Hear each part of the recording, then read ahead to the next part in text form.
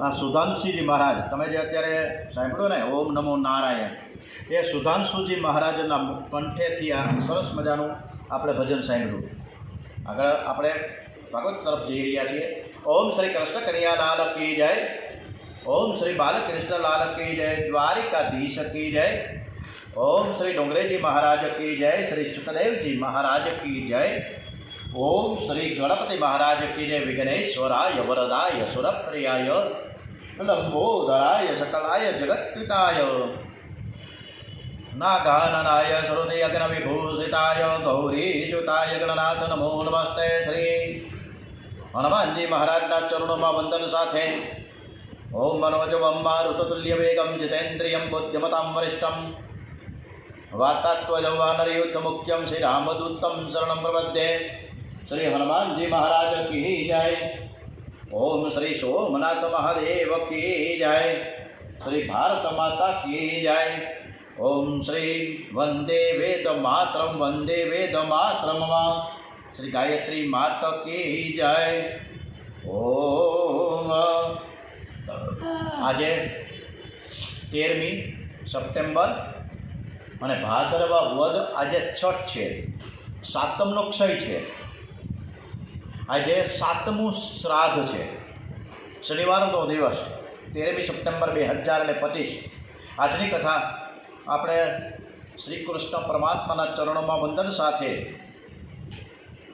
પ્રભુ પરમાત્મા આપણી કથા સાંભળે છે એવા શ્રદ્ધાસુમન સાથે આપણે સુરદાસજીનું ચરિત્ર સાંભળવા માટે આગળ વધીએ.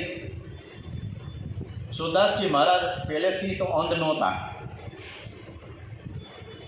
આપણે બધાને ખ્યાલ છે કે એ અંધ છે, પણ છે, પણ પહેલેથી નહોતા. જન્મમાં ત્યારે નહોતા. પરંતુ જ્યારે એને એમ થવા માંડ્યું કે આ આંખથી કંઈક મારાથી પાપ થાય છે, એટલે એને એવી રીતના મંથન શરૂ થયું કે આ ભક્તિમાં મારી આંખ મને નડે છે. એટલે એણે આંખ ફોડી નાખી. એણે એમ મનમાં નક્કી કર્યું કે મારે હવે જગત જોવું નથી, મારે તો હવે સતત અને સતત આંખ બંધ રાખીને શ્રી કૃષ્ણના દર્શન જ કરવા છે, મારે સતત ભક્તિ જ કરવી છે. સુરદાસજી વૃંદાવનમાં રહે. સુરદાસજીના ઈષ્ટદેવ બાલકૃષ્ણ લાલ. સુરદાસજી આખો દિવસ ભક્તિભાવથી કીર્તન કરે, જપ કિરાત કરે. હરે કૃષ્ણ હરે કૃષ્ણ કૃષ્ણ કૃષ્ણ હરે હરે, હરે રામ હરે રામ, રામ રામ હરે હરે. અને સુરદાસજી જ્યારે એ ધૂન ભજન અને કીર્તન પ્રેમથી કરતા હોય ને, ત્યારે એવા ભાવ પ્રગટ થાય કે એક નાનકડો બાલકૃષ્ણ લાલ મારી સામે સન્મુખ થઈને આ મારું કીર્તન સાંભળે છે. અને ભગવાનને બહુ જ આનંદ આવતો હતો કે સુરદાસજી ભજન કરે છે.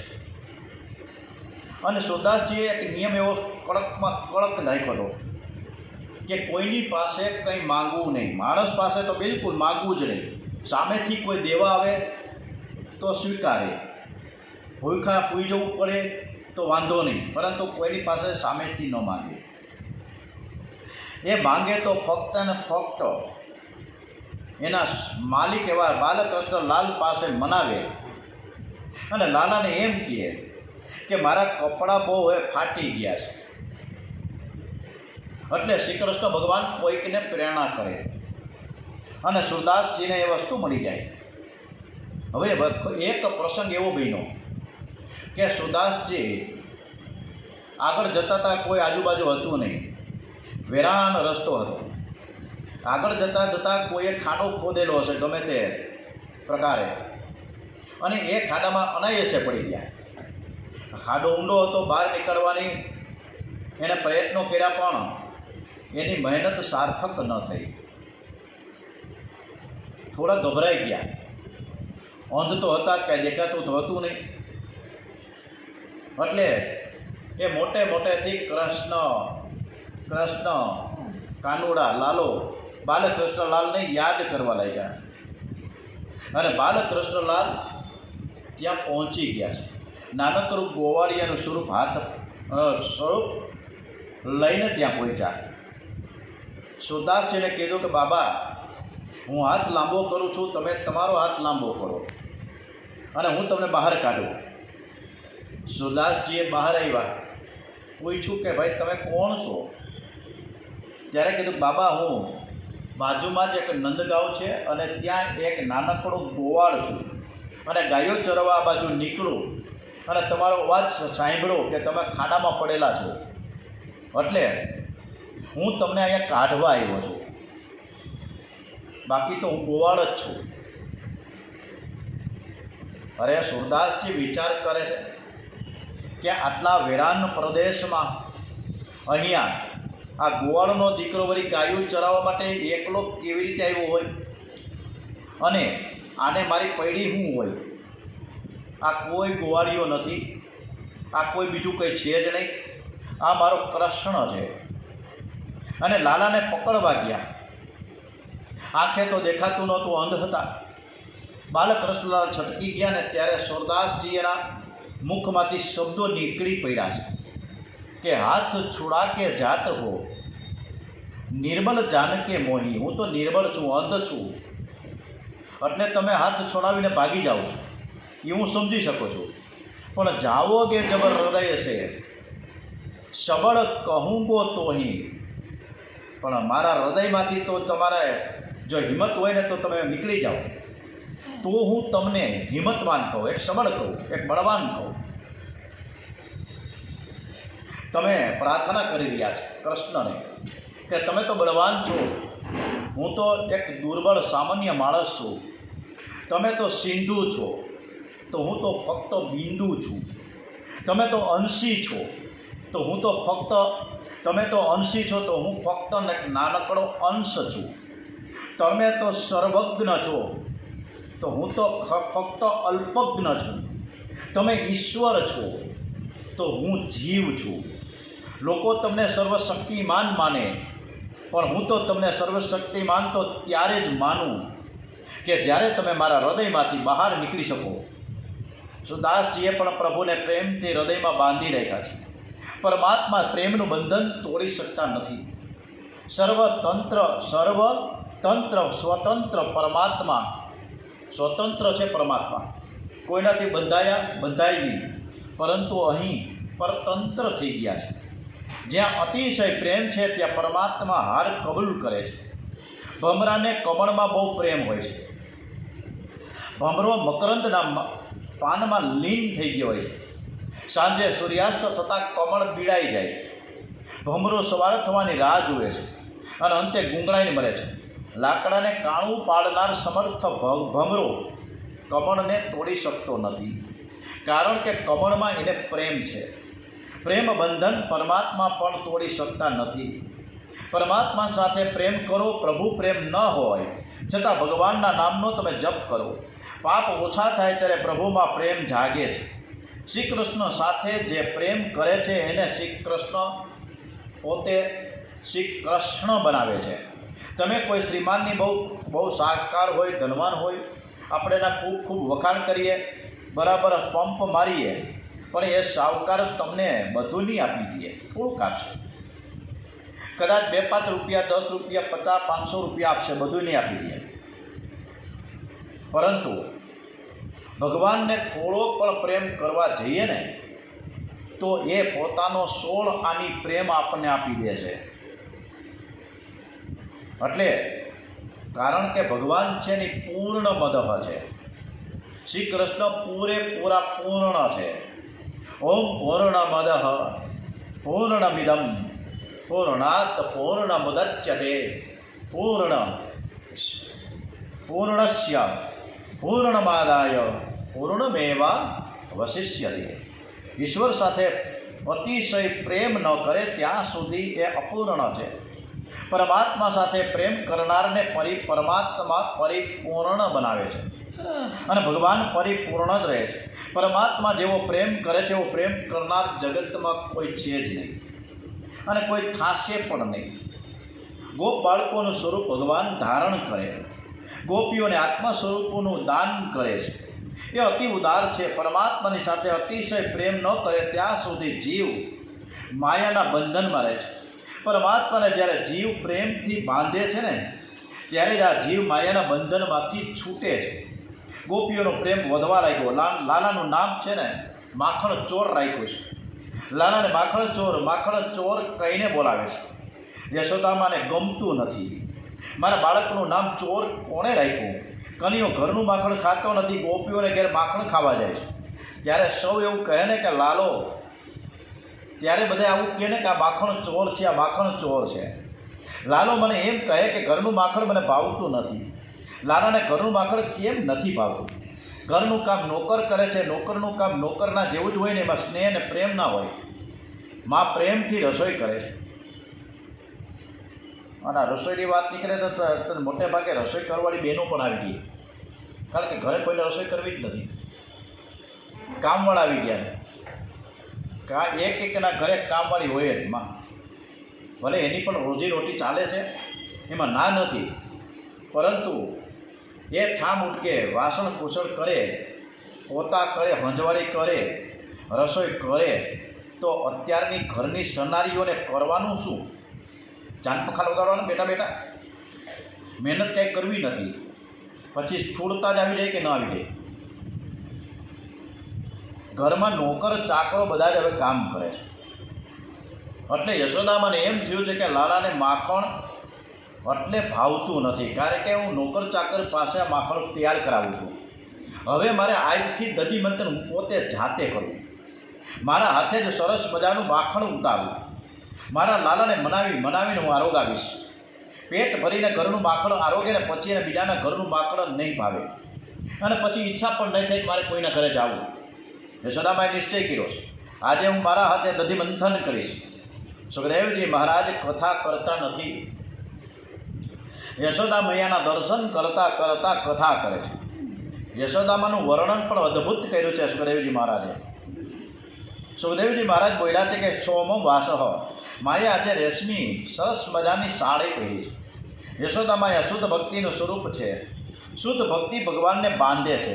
સોમમ વાસહથી આરંભ કર્યો છે. વસ્ત્ર વાસનાનું પ્રતીક છે. સુતરાઉ વસ્ત્ર કરતાં રેશમી વસ્ત્ર મુલાયમ હોય છે. આ જીવ વાસનાનો એકદમ વિનાશ કરી શકતો નથી. પ્રથમ વાસનાને મુલાયમ બનાવે છે. ભક્તિ માર્ગમાં આગળ વધવું હોય તો સુખ ભોગવવાની ઈચ્છા ન રાખવી. બીજાને સુખી કરવાની, બીજાને સુખી જોવાની ઈચ્છા રાખજો. વાસનાને મુલાયમ બનાવજો. જેને બીજાને સુખ આપવાની વાસના છે એ જ ભક્તિ કરી શકે છે. કાનમાં કુંડળ છે ને આ ભક્તિનો શૃંગાર છે. યશોદામય આ ભક્તિનું સ્વરૂપ છે. સાંખ્ય અને યોગ રૂપી કુંડળ ભક્તિના શૃંગાર છે. સાંખ્ય અને યોગ ભક્તિના સાધક છે. શરીરથી આત્મા જુદો છે. આત્માથી પરમાત્માનો અંશ છે. શરીર જળ છે તો આત્મા ચેતન છે. ભગવાનની મૂર્તિમાં પરમાત્માના મંત્રમાં બંને રાખે તો ભક્તિ સિદ્ધ થાય. યશોદા મૈયા દધી મંથન કરે છે ને ત્યારે લાલાને જુએ છે. શ્રી કૃષ્ણમાં માની નજર છે. તમે પણ એવી ટેવ પાડો કે ઘરમાં કોઈ પણ કામ કરતા રહીએ ત્યારે તમારા ભગવાનમાં નજર સ્થિર રાખો. જે આંખને ભગવાનમાં રાખે છે તેને ભગવાન દિવ્ય શક્તિ આપે છે અને દિવ્ય ભક્તિ પણ આપે છે. ભગવત સ્વરૂપમાં આંખ સ્થિર કરો. યશોદા મૈયા જે કામ કરે છે તેને લાલાને માટે કરે છે. ઘરનું પ્રત્યેક કામ તમે ભગવાનને માટે કરો, અને એ જ સાચી ભક્તિ છે. કેટલાક લોકો એવું સમજે છે કે મંદિરમાં જઈને કામ કરીએ એને ભક્તિ કહેવાય. તમારા ઘરના માલિક પરમાત્મા છે. ઘરમાં કોઈ પણ કામ કરો તે ભગવાનમાં નજર રાખીને ભગવાનને માટે કરો, એ પણ ભક્તિ છે. બજારમાં શાકભાજી લેવા જાઓ ત્યારે ભગવાનને યાદ કરજો. ભગવાનને માટે હું બજારમાં આવ્યો છું. ઘરમાં કોઈ કામ કરો તો એ ભગવાનને માટે કરો. સ્નાન કરો તો એ ભગવાનને માટે કરો. કેટલાક લોકો એવું સમજે કે સ્નાન શરીરને સ્વચ્છ રાખવા માટે કરવાનું છે. અરે શરીર તો છે ને મળમૂત્રથી ભરેલું છે. એક બે વાર નહીં પણ અનેક વાર સ્નાન કરીએ ને તો પણ શરીર કાંઈ સ્વચ્છ થાય જ નહીં. કેટલાક લોકો બહુ સાબુ ઘસે, સાબુ ઘસે તેથી રંગ નહીં બદલાય. એકાદ વાર તમે સાબુ લગાડો ઠીક છે, સ્નાન સેવા કરવા માટે છે, મારે સ્નાન કરીને ભગવાનની સેવા માટે જવું છે એવો ભાવ રાખો. કોઈ પણ કામ ભગવાનને માટે કરો. વધારે તો હું શું કહું, ગોપીઓ શૃંગાર કરે છે એ પણ ભક્તિ છે. શૃંગારની પાછળ મનમાં કોઈ વિકાર હોય, વાસના હોય તો શૃંગાર આસક્તિ કહેવાય. પરમાત્માને પ્રસન્ન કરવાની ભાવનાથી શૃંગાર કરે તો એ શૃંગાર પણ એ ભક્તિ છે. મારે ઠાકોરજીની સન્મુખ બેસવું છે, મારે સારા સારા કપડાં પહેરવા છે. મેલા કપડાં શું કામ પહેરીને બેસવું? હું ભગવાનનો છું. તમે સારા કપડાં પહેરીને ભગવાનની સેવા કરો, પરમાત્માનું ધ્યાન કરો, પ્રેમથી કીર્તન કરો. તમને જોઈને ભગવાન રાજી થઈ જશે. મીરાબાઈના ચરિત્રમાં લખ્યું કે મીરાબાઈ સુંદર શૃંગાર કરીને ગોપાલજીની સન્મુખ કીર્તન કરે છે. મેરે તો ગિરધર ગોપાલ દૂસરા ના કોઈ. ગોપાલજીની મારા પર નજર પડવાની છે માટે હું શૃંગાર કરું છું એવો ભાવ રાખીએ. શૃંગારની પાછળ શુદ્ધ ભાવ હોય તો શૃંગાર એ પણ ભક્તિ છે. એકવાર એવું થાય કે લોકો બહાર જાય ત્યારે બહુ સારા સારા કપડાં પહેરે છે, પણ ઘરમાં ઠાકોરજીની સેવા કરવા માટે કેટલાક ફાટેલી કામડી પહેરીને બેસે છે. સાધારણ કપડાં પહેરે છે કે અહીંયા કોણ જોનાર છે? અરે તમે જગતને સારા કપડાં બતાવો છો અને ભગવાનને સાધારણ કપડાં બતાવો છો. ભગવાનને ગમે? તમે સારા કપડાં પહેરીને પરમાત્માની પ્રેમથી સેવા કરો. ભગવાનની તમારા પર નજર પડશે. એકલું તન નહીં, મનને પણ તમારે શૃંગાર કરવાનું છે. મનને પણ શુદ્ધ શૃંગાર કરવાનું. કપડાં કરતાં કાળજાનો શૃંગાર વધુ મહત્ત્વનો છે. શૃંગારની પાછળ શુદ્ધ ભાવ હોય તો જ ભક્તિ છે. વ્યવહાર અને ભક્તિ બે જુદા નથી. વ્યવહારને ભક્તિમય બનાવો. યશોદામૈયા દધિમંથન કરે છે ત્યારે લાલાને નિહાળે છે. આ પોતાની જાતને શૃંગાર કરીને ભગવાનની પાસે બેસવાની વાત આવી, ખૂબ સરસ મજાની. ત્યારે બરોબર મને યાદ આવ્યું, 2 વર્ષ પહેલાં મેં માલસર ગયા હતા. ડોંગરેજી મહારાજના માલસર આશ્રમ છે, નિરમા પરિવાર. જવા જેવું છે, બહુ સરસ છે. અને ત્યાં રહેવાની જમવાની પણ સરસ વ્યવસ્થા છે. સિનિયર સિટીઝન્સ માટે બહુ સારામાં સારી જગ્યા કહી શકાય. 15 દિવસ 1 મહિનો તમે રહી શકો છો અને બહુ નોમિનલ ચાર્જ છે. આ માલસરમાં મેં શ્રાવણ મહિનામાં 15 દિવસ ગયા હતા અને ત્યારે મને બરાબર યાદ છે, ઉનાથી એક બેન આવ્યા હતા. ઘણા બધા ભક્તજનો હતા, પણ આ ઉનાવાળા જે બહેન હતા, નામ મને બરાબર યાદ નથી એનું, પરંતુ એ બહેન જાણે મોટો બધો ટંક ભરીને કેમ લગ્ન પ્રસંગમાં જવાનું હોય એમ કરીને માલસર આવ્યા હતા. અને એટલો બધો સાધન સામગ્રી, કપડાને, આભૂષણોને, નહીં નવા હારને આવું બધું લઈને આવ્યા હતા. રોજ ઉઠીને સરસ મજાની નવી નવી સાડી પહેરે, રોજ અલગ અલગ સરસ મજાના અંબોડામાં જે કાંઈ વેણી નાખે રોજે રોજ બદલાવે, નવા નવા શૃંગાર કરે, નવા નવા હાર પહેરે રોજે રોજ. આજનો હાર બીજો કાલે ન મળે, બીજે દિવસે પાછો બીજો, આમ કરીને એવો રોજ ઉઠીને. અરે એકવાર મારાથી કહેવાઈ ગયું કે બેન આટલું બધું વજન લઈને તમે છેક ઉનાથી અહીંયા માલસર આવ્યા, ડભોઈ પાસે આવ્યું માલસર, નર્મદાના કિનારે, તો તમે આટલું બધું લઈ તમે આવ્યા, વજનનો નહીં કોઈ વજન શું કામ લાગે? અરે યાર, હું કૃષ્ણ ભગવાનને ત્યાં તો આવી છું, ડોંગરેજી મહારાજના આશ્રમ આવ્યું છે અને આ કૃષ્ણ કથા તો ચાલી રહી છે. તો આ કૃષ્ણ ભગવાનને મીરાબેનની જેમ મારે પણ રોજ અલગ અલગ શૃંગાર કરીને ભગવાનની પાસે નાચવું હોય, કૂદવું હોય, ભગવાનની ભક્તિમાં લીન થવું હોય, તો ભગવાનને સારા સારા કપડાં પહેરી ન જાઉં? એટલે હું રોજ શૃંગાર કરું છું, નવા કપડાં પહેરું છું. નહીં તો નવા કરે. અદભુત આપણે વંદન કરવાનું મન થાય. એટલે આ બેનને આ પ્રમાણેનો એક સરસ મળ્યો અને ખૂબ જ અદ્ભુત વાત એ ત્યારે મળી. તો મારે ઠાકોરજીની સમુખ બેવું છે તો મેલા કપડાં પહેરીને શું કામ બેસવું? ફાટેલા કપડાં પહેરીને શું કામ બેસવું? મીરાબાઈ પણ સરસ મજાના સુંદર શૃંગાર કરે છે અને ગોપાલજીની સન્મુખ કીર્તન કરે. ગોપાલજીની મારા પર નજર પડવાની છે ને માટે હું શૃંગાર કરું છું એવો ભાવ મીરાબાઈને. પણ ઘરમાં ઠાકોરજીની સેવા કરવા માટે ઘણા તો હાવ સાધારણ કપડાં પહેરે છે, જે વ્યાજબી નથી. મીરાબાઈની જેમ સરસ મજાના કપડાં પહેરીને જ્યારે પ્રેમથી આપણે સેવા કરવા બેસીને ત્યારે એક દિવસ ભગવાનની નજર આપણા ઉપર પડશે. એકલું તન નહીં, પણ મનને પણ શૃંગારવાનું છે, મનને પણ શુદ્ધ સુંદર બનાવવાનું. કપડાં કરતાં કાળજાનો શૃંગાર વધુ મહત્ત્વનો છે. શૃંગારની પાછળ શુદ્ધ ભાવ હોય તો જ ભક્તિ થાય. વ્યવહાર અને ભક્તિ બે જુદા નથી. વ્યવહારને ભક્તિમય બનાવો. યશોદા મૈયા દધિમંથન કરે છે ત્યારે લાલાને નિહાળે છે. શ્રી કૃષ્ણમાં માની નજર છે. એક કમળ દહીંની મોટી ગોળી છે એમાં રવાઈ નાખી અને દોરીથી રવાઈ બાંધી યશોદા મૈયા દધિમંથન કરે છે. થોડો વિચાર કરશો તો ધ્યાનમાં આવશે કે આ સંસાર પણ એક ગોળી છે. ગોળી એટલે મોટું બાટલું, આપણે ઊભી નાદ કહી શકાય આપણે. એક ગોળી જેવો જ આ સંસાર ગોળીમાં માયા વિષયરૂપ દહીં ભર્યું છે. દહીંમાં ખટાશ હોય છે. એમ સંસારના વિષયોમાં વધારે ખટાશ છે, વધારે કડવાશ છે, મીઠાશ બહુ ઓછી છે. દહીંનું મંથન કરવાથી જે માખણ થાય છે માખણ મધુર હોય છે. દહીંમાં ભલે ખટાશ હોય, વિષયોનું વિવેકથી મંથન કરો.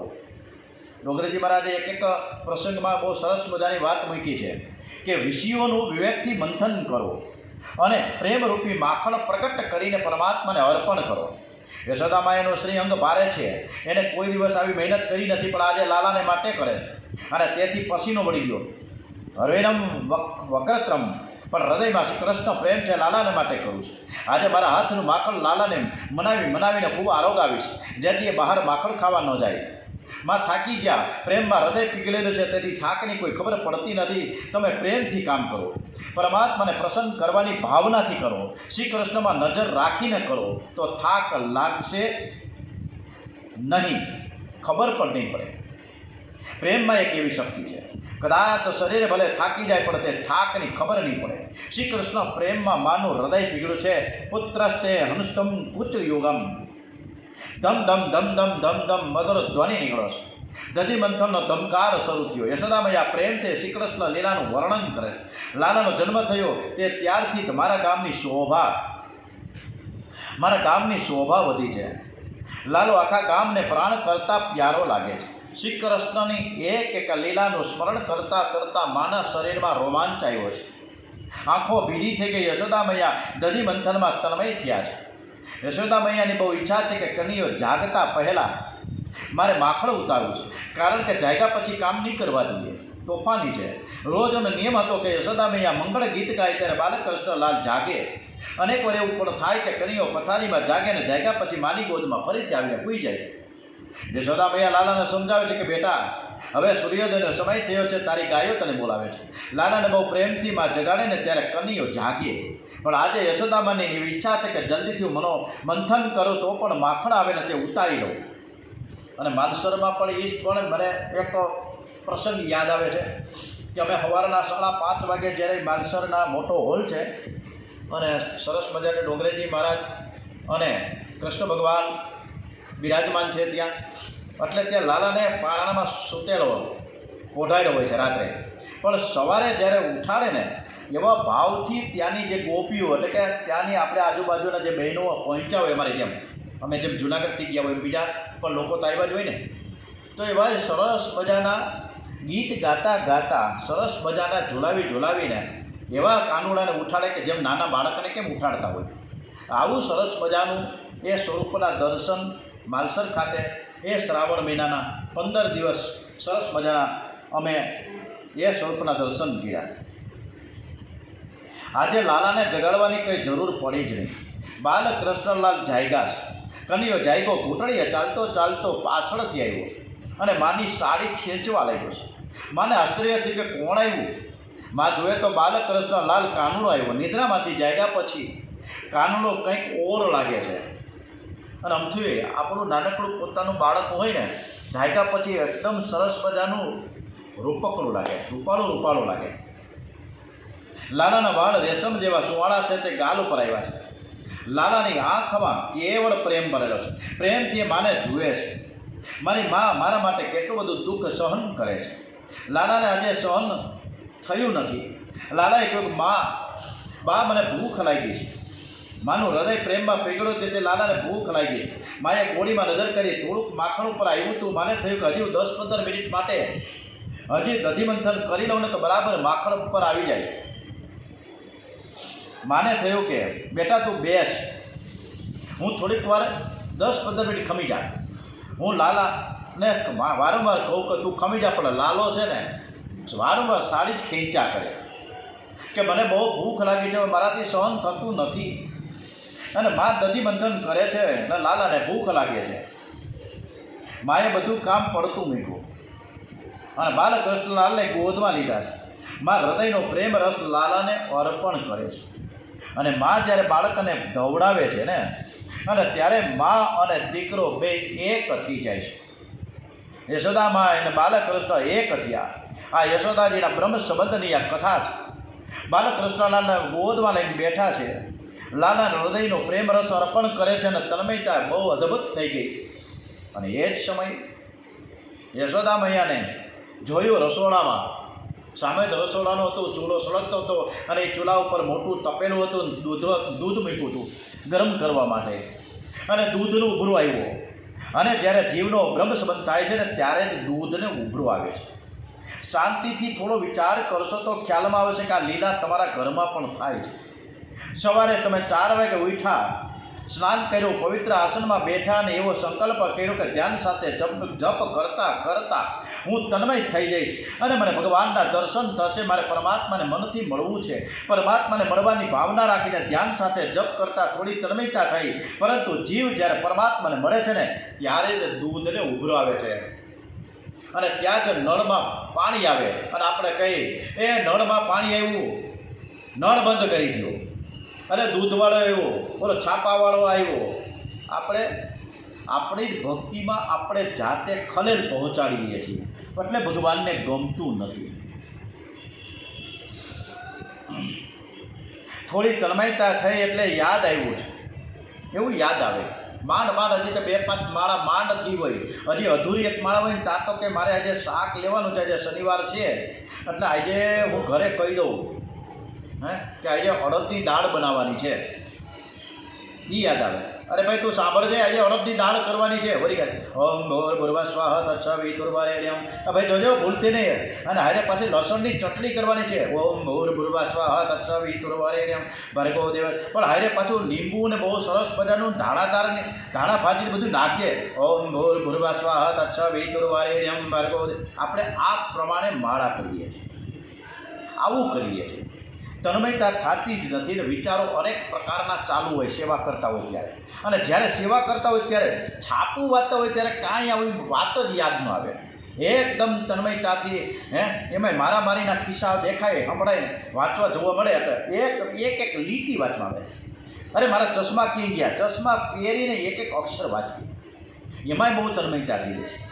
કોકની પાર્કિંગ પંચાયત કરવામાં આપણી તન્મયતા બહુ વધી જાય. નો કાન ત્યાં પહોંચાવે તો કાન પહોંચી જાય અને આપણે સાંભળીએ છીએ. આ બધી તકલીફો છે બધી. હવે